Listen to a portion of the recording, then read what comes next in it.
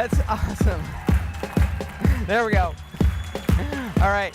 This is normally when I say thanks, Mom, but there was more than one person clapping, so that's good. Okay. So I've presented, thousands of times to audiences, but typically it's an audience of 2 or 3 or maybe 5, right?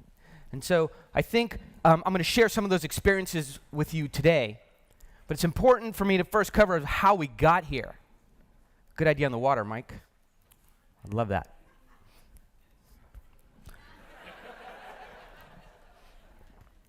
All right, so my experience, and I'm not that much different from you, average intelligence, medium height, good enough looking to get a couple dates along the way in the course of my life, all right, get a couple good jobs, not that much different, had some success along the way. I think what is different about my experience is that over the last 10 years, I've had a different kind of selling, which is called pitching. In selling, you get to build a relationship with a customer and maybe go visit them a couple times and have some back and forth and show them your products. In my experience, I just got to walk into boardrooms and pitch one presentation, one bite of the apple, one time to a group of 1, 2, or 3 people. Boom, one shot, one kill. All right? And when you put yourself in those situations where you don't have many opportunities to come back and fix your mistakes, you think about every word, and you think about every nuance, and you think about every minute what needs to happen, and you think about what's happening, and time slows down, and everything becomes relevant. Because you can fly 1,000 miles and spend $25,000 to go to one meeting and have 20 minutes, and at minute 21, it's all over. Oh, you might be in that room for an hour, right?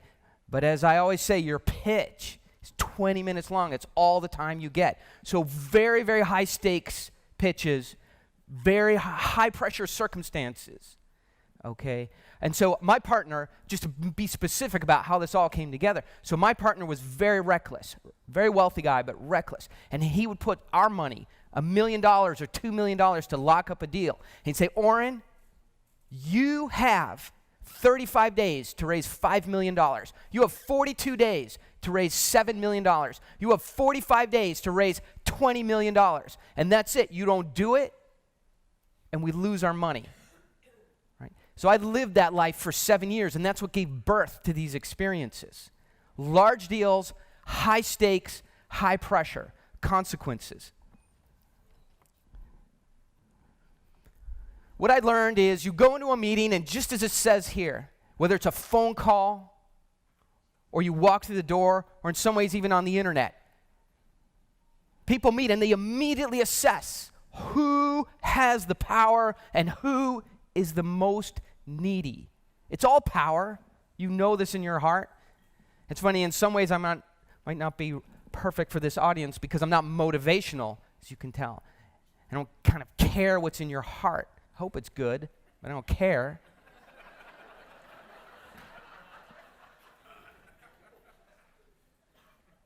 And I don't care if you're motivated.